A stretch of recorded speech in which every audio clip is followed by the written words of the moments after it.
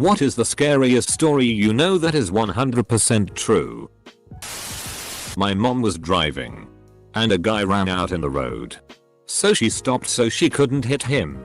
It was nighttime, so it was pretty dark out, and 3 other men emerged from the forest around, all trying to use the door handles of her car to get in. She locked them luckily and gassed it to the nearest town. Remember to always lock your car after you start it, because if it wasn't unlocked, who knows what would have happened to her. My friend's boss bought an Audi A4 convertible back when they were new and interesting. One of the talking points was the pop-up roll hoops that were hidden unless you rolled it. A few months after buying it, he got to test those roll hoops out, as he lost control and skidded down a steep bank about 10 meters, 35 ft, deep. The roll hoops did their job, and he survived with just cuts and scratches from the bushes he'd plowed through. The car ended up the right way up and he got out, walked back up the bank to the side of the road, then got on the phone to the police to report the accident. While he was standing there, a driver from a car that had seen the accident came over to speak to him. Approaching from behind, the other driver asked if he was okay. My friend's boss turned around to reply and dropped dead. His neck had been fractured, but was in one piece right up until he turned his head, when it severed his spinal cord. Our team as Pyle, the drummer from Lynyrd Skynyrd, survived a plane crash and walked to a nearby house only to be shot by the homeowner. The homeowner saw a bloody long-haired man and winged him. Pyle survived that as well and made a full recovery. When my aunt was about 16, she was working at a grocery store and had a boss in his mid-20s. One day he called the house and was begging her to sneak out and hang out with him. She was considering it because it was her boss and she didn't want to say no. My mom, who is 2 years younger than her, always gets these incredibly spot-on gut feelings. She had one that night and begged my aunt not to go out with him. Thankfully she listened to my mom and told him no, which made him really angry. He ended up going out that night and meeting another girl. He took her out to some cliffs and arped her and pushed her off. Somehow she lived through this and was able to get him sent to prison. I feel so sorry for that girl and so thankful for my mom and her gut feelings. Always trust your gut. Not as scary as some of the stories here, but I was pretty horrified when my dad told me the story. There are some really big houses in the woods in my hometown. One of the owners went out drinking with his buddies and realized he forgot the key to the gate when he got home. So he decided to just climb the gate. While climbing in his drunken state, he slips and his leg gets pierced by one of the spikes on the gate. He was hanging there but too afraid to call for his wife, since he was sure she would just open the automatic gate from inside the house, and since it was one of those gates that slides to the side, it would just rip his leg off if she did. He was hanging there the entire night until his wife woke up, saw him and called the fire department. My dad, who is one of the firefighters that showed up, said they had to saw the spike to get him off. Just imagine hanging from your own gate all night not being able to call for help. I spent my first 10 years in New Delhi. Back then, we would find dead women, burnt with acid or set on fire, and it used to be so normal. Like, oh look, another one of those dowry cases where her family didn't pay the husband enough money so they killed her. Many years later I revisited those memories and realized how insane that actually was. I'd totally forgotten about all that. The driver one of the semis we took in on trade died in the truck. The sleeping area is a bunk with a mattress that can be flipped up, and under it is a seat and a table. So during the day it's a dinner setup, and at night, you pull the lever and pull the bunk down to sleep. Well, something happened and the bunk flipped up while the driver was sleeping and it pinned him against the wall. He couldn't get it to drop back down and suffocated. He was stuck there for somewhere around 12 hours. Someone had noticed that he was parked for an unusually long amount of time for the kind of deliveries he did. The company that built the sleeper did something to the bunk so that couldn't happen again and supposedly recalled all of that sleeper style. I worked for U-Haul when I was 18 and it was located in front of a club that was known for being really sketchy. I came in to open one morning and it was common for people to knock on the door hoping to get in early and get their truck. On this day, I hear frantic knocking on the door. I'm there alone still, so it kind of startled me. I look and there's a woman. Completely naked. Covered in what looks like blood. I called the cops and grabbed one of the moving blankets and went outside to cover her up. She smelled really bad and was a mess. Ended up being blood and her own tea she was covered in. Found out later she was drugged at the club that night early morning. Arped and left blacked out in the alley. It was just a fed up and surreal situation to be involved in. I was in a crappy motel. The room had bedbugs. I was too exhausted to go to the front desk. I just needed to make it until the morning. I slept in the tub. Hours later I hear someone breaking through the window. I had a big knife with me and ran out into the room to find a man halfway through my window. We stared for a while at each other in shock. I think we both were scared. Then he says, "Is this your room?" I'm like, "Yes. This is my room, man." More staring. Then he slowly starts backing out while cursing me for leaving my window unlocked and not expecting him to break in. Motel on what ave? Sacramento. Old janitor from high school. Friendly Ecuadorian man who went piping. Worked at the school for 20 plus years and nobody had a problem with him. I guess his wife was leaving him and in the process of moving out. He caught her in bed with her new man. Next day. In the middle of town. He opened fire on her. My friend tripped and fell onto the tracks. Landing his face onto the third rail. We kinda stood there in absolute shock because we thought he was dead. But then he said, "Can I move? Will I be electrocuted?" We told him to move instantly and he did. We got him off the tracks. And no less than 2 minutes later a train went zipping by. I think the third rail turned on seconds after his face came off of it. I know that's not scary to a lot of people. But to me it was because I would have lost a close friend back when I was about 12. That there's a guy casing the bar that I work at literally right now. And I can't do anything to stop him. He's been in asking what time days we're open. And what days we have security. Caught him feeling the corners of our windows and doors too. Unfortunately. Until he breaks in and robs us. The police won't do a thing. A guy I worked with was riding his dirt bike through the woods and somebody hung a cable between 2 trees. My buddy caught his throat on it and saw the dude steal his dirt bike. Woke up in the hospital with a lacerated throat and a broken larynx. Pretty crazy what somebody will do for something so cheap. Dude is lucky he didn't get decapitated. The story of Mary Vincent always stands out to me. In 1978, 15-year-old Mary was hitchhiking. A man named Lawrence Singleton picked her up. He brutally arped her. And eventually made her get out of the car. She planned to run. But he noticed. And cut both her arms off. He threw her into a ditch ravine and left her to die. She packed her stumps with mud to stop the bleeding and spent all night crawling out. She eventually makes it to the highway and starts walking. Naked and covered in blood. The first car that saw her sped away in fear. The second car was a couple on their honeymoon. They picked her up and she survived. Edited to add. I was in a rush when I wrote this. So you should definitely read more into the story. It's crazy. From the horrific act itself. To the court proceedings. To the fact that he hardly served any time. What really upsets me most about this is that Singleton was released from jail for good behavior and went on to murder a different woman a few years later. Roxanne Hayes.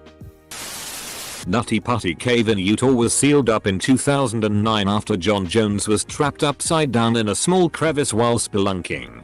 When rescue teams finally arrived, he had been upside down for so long that his legs were drained of blood. The only possible way to have gotten him out was to break his legs, which would have sent him into fatal shock. He died after being trapped for 28 hours. His body is still in the cave. Amateur rugby. Guy gets hit pretty hard and dislocates his hip. While waiting for the ambulance, a guy runs up saying he's a physio and can at least relocate the joint. He cracks the hip back into its socket and the guy screams. One of his testicles had been jolted out of place in the accident and had been chilling out in the empty hip socket. Squish. Carol Daronch was at a shopping mall in Salt Lake City in 1974 when she was approached by a man claiming to be a police officer. He said that someone had tried to break into her car and asked her to come with him. He then said he would drive her to the police station and she got into his car. However, this guy was not a police officer and he did not drive her to the police station but rather pulled into a parking lot. He then cuffed her, pulled out a gun and threatened to kill her if she resisted. Only he messed up. He meant to cuff both of her wrists but only managed to cuff one. She escaped and fought him off despite being hit over the head several times. Her kidnapper was Ted Bundy. He killed another woman just 4 hours later. Her escape also helped identify Bundy and she is part of the reason he was eventually arrested. Happened to me. Have posted about it before. I was around 11 years old and I woke up in the middle of the night to a man straddled on top of me with his hand over my mouth and nose. He told me to roll over and not scream. I rolled onto the floor and tried to scream bloody murder. I say tried cause when you are truly terrified it can take a second to find your voice. My mom heard me screaming and came in and fought with the guy. He was at least 6 feet, she was 5 feet 3 and scared him enough with the fighting and screaming that he took off out the window he had come in through. Never did catch him. Hold the FCK up for a moment. Was working the evening shift at a gas station. Man comes in all disoriented. I go to help him out. He has a gash on his head and doesn't know where he was. I couldn't see any crashes around so assumed he had fallen or something. Normally we are supposed to stay inside the glass shielded register area whenever anyone is in the store. I, being a nice human being, went to help while calling the police EMS. They got there and checked him out. They thought his head may have been fractured. Took him to the ER. I went back to work. Cops stopped back by for some coffee a few hours later. They told me the guy got hit by a baseball bat trying to break into a little girl's bedroom and was wanted for RP and murder in 2 other states. I never left the register area at night again. In 3rd grade a guy came to our school and held our class hostage. He had already killed his wife and was there to kill his kid. The administrators convinced him the kid was not there and to take one of their cars and leave. After threatening to kill us multiple times, tying up the gym teacher, and dragging someone's grandma around with a knife at her neck, he finally left about 30 minutes later. The police caught him in Indiana on his way to kill his parents. He was convinced the world was ending and he was killing everyone he loved to spare them. The school did worse than nothing. They lied to parents and no assistance was given to either the kids or teachers involved. The gym teacher never came back and every time she would see one of the kids at the store or whatever she had a breakdown. Several of us have PTSD. Undiagnosed. For decades. We just thought it was normal. In the 70s the Chicago public school system was more concerned about their jobs and lawsuits. So they covered it up.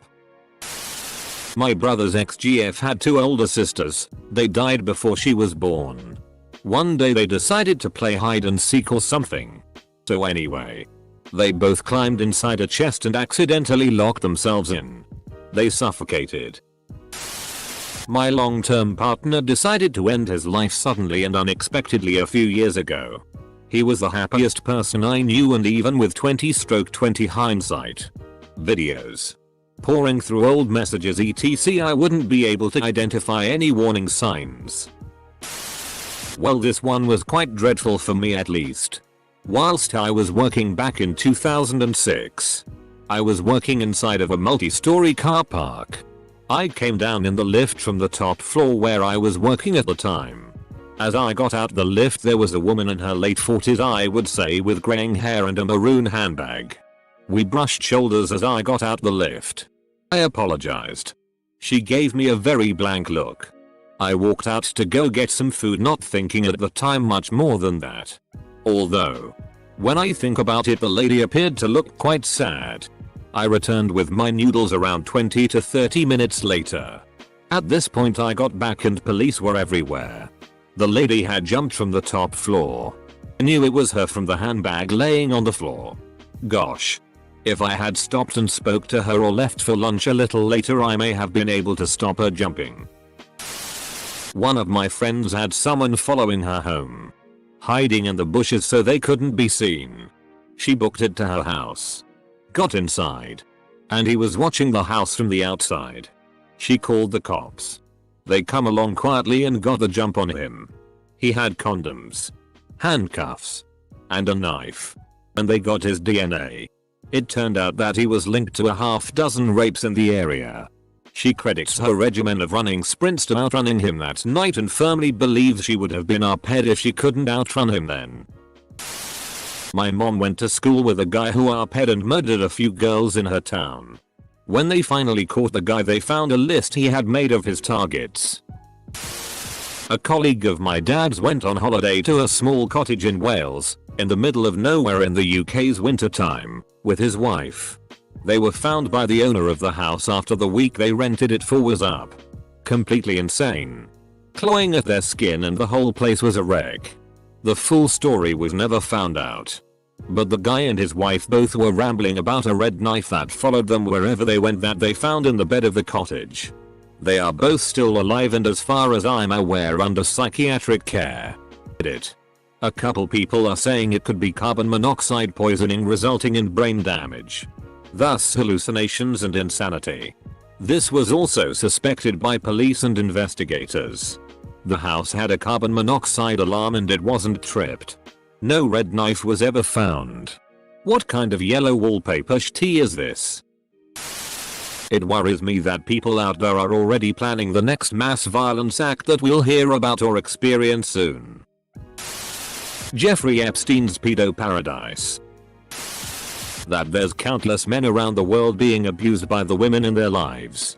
And not only does nobody care, if they speak up, they're ridiculed and further emasculated. I've heard about Amber Heard, Cardi B, and just recently Katy Perry. Nobody cares. Nobody cared when I talked about what my wife did to me. And nobody cares when it involves celebrities.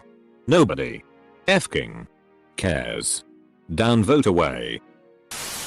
One night about 2 years ago, I believe it was spring and it was about 9 or 10 at night. A bit of context: my mother is a photographer and she has one of those big expensive cameras. Now I was just sitting in my room playing Xbox with my buddies and I heard the commotion of my family in the doorway to the backyard, a kind of commotion of people gawking, so I went out to see what it was all about.